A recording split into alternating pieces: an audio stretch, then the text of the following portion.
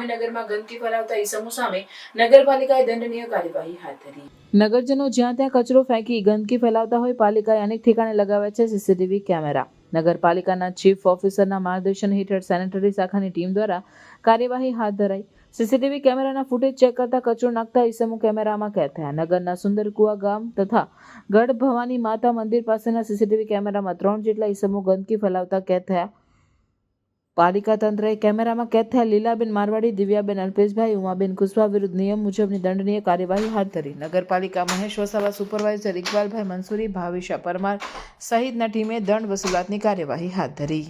ડભોઈ નગરપાલિકા દ્વારા વિવિધ વિસ્તારોમાં સીસીટીવી કેમેરા લગાવવામાં આવેલ છે.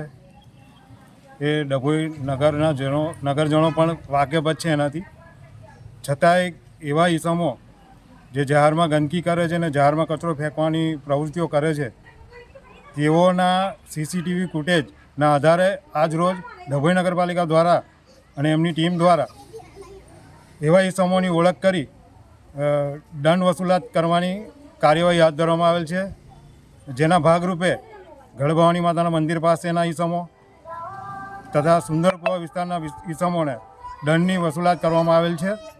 અને આગળ પણ આ જ રીતની ડભોઈ નગરપાલિકા દ્વારા કડકમાં કડક કાર્યવાહી કરી જાહેરમાં ગંદકી કરનાર કે જાહેરમાં કચરો ફેંકનાર પાસે દંડ વસૂલાતની કાર્યવાહી હાથ ધરવામાં આવશે. આશરે કેટલા માણસોને દંડ વસૂલાત કરી? આશરે આજ રોજ 5 થી 6 ઈસમોના દંડ વસૂલાતની કાર્યવાહી હાથ ધરવામાં આવેલ છે.